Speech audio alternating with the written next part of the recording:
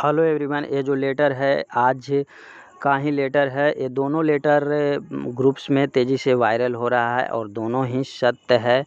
तो सबसे पहले मैं बात करने वाला हूँ इस पे। और ये जो लेटर है आरटीआई के द्वारा बिहार विद्यालय परीक्षा समिति से मांगा गया जवाब है। इस पे भी मैं विशेष तौर से चर्चा करूँगा। उससे पहले आप इस लेटर को देखें और इसको पढ़ लें। देख लीजिए। अमरेंद्र प्रसाद सिंह, निदेशक प्राथमिक शिक्षा।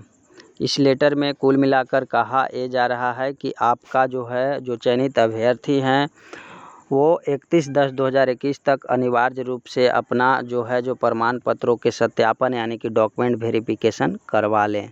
इस लेटर में यही कुछ लिखा गया है, आप इसको पढ़ सकते हैं। आराम से वीडियो को पॉज करके पढ़ लीजिएगा। इसमें यही बात लिखा गया है। जो लोग डॉक्यूमेंटेशन अब तक नहीं करवाए हैं उनके लिए है, डॉक्यूमेंटेशन करवा लेना है आपको 31/10/2021 तक। और जो लोग फर्जी हैं वो कृपया करके सतर्क रहें। फिर भी अगर आपकी हिम्मत है कि नहीं मैं जाऊंगा तो आप जाएं। अगर वहां पे पैसा चलना होगा तो पैसा चल जाएगा, आपका भी सिलेक्शन होगा। अगर पैसा नहीं चलना होगा तो आप पकड़े जाएंगे।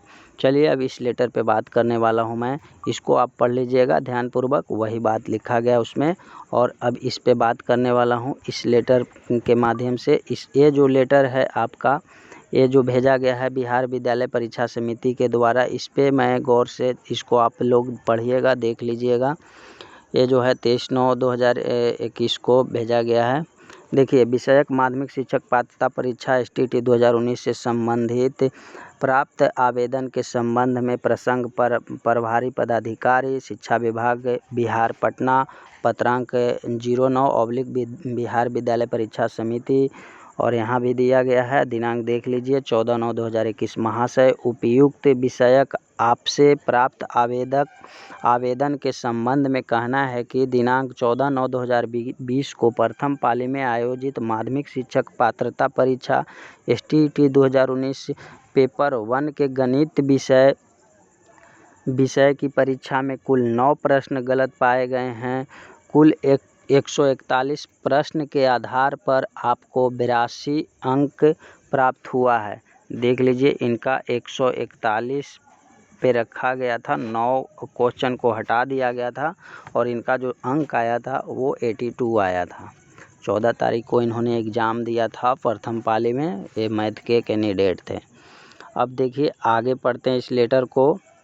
9 गलत प्रश्नों को हटाकर कुल पूर्णांक को 150 में परिवर्तित कर परीक्षा फल तैयार किया गया है।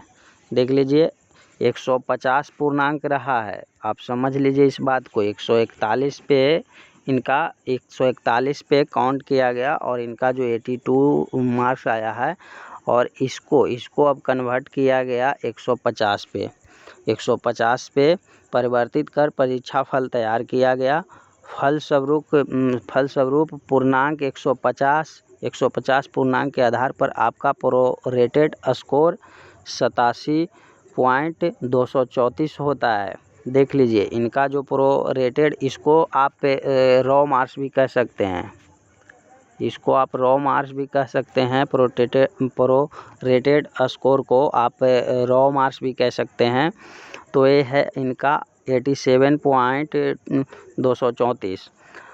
अब देखिए आगे लिखा गया है, नॉर्मलाइजेशन विधि अपनाने के पश्चात आपको देख लीजिए 66.9932 इतना नंबर आया है नॉर्मलाइजेशन विधि अपनाने के उपरांत।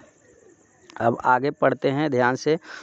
इतना अंक प्राप्त हुए हैं, जो परसेंट में इसको बदला गया है तो इनका जो आया 44.6621। इनका जो परसेंटेज, इसका परसेंटेज अगर आप निकालिएगा 150 पे तो इनका इतना आया है 44 पॉइंट इतना आया है प्रतिशत है। उक्त परीक्षा में उत्तीर्ण होने के लिए BC कोटि के अभ्यर्थियों को 45% अंक लाना अनिवार्य है।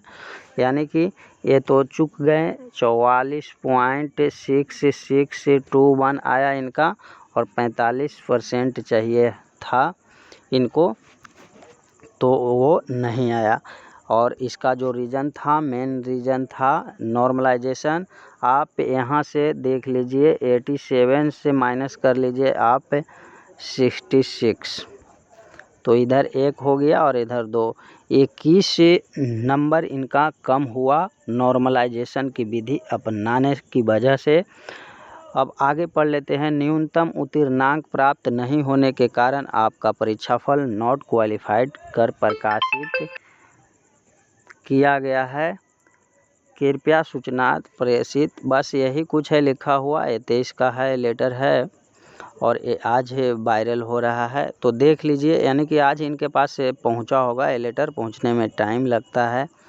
तो इस तरह की जो चीज़ें हैं, नॉर्मलाइजेशन में बहुत सारा अभ्यर्थियों के साथ अन्याय हुआ है और बहुत सारे अभ्यर्थी, क्योंकि इनका क्या गलती था, ये तो पास थे अपने हिसाब से, ये तो पास आउट थे, लेकिन ये नॉर्मलाइजेशन की वजह से। और लोग बात करते हैं नोटिफिकेशन की, तो नोटिफिकेशन क्या कहता है, नोटिफिकेशन क्या कहता है, उसमें तो ये ऐड नहीं था, फिर भी ये ऐड किया गया और इस तरह से बच्चों को फेल किया गया और मोटी रकमों की कमाई की गई। 5 से 8 लाख वसूला गया।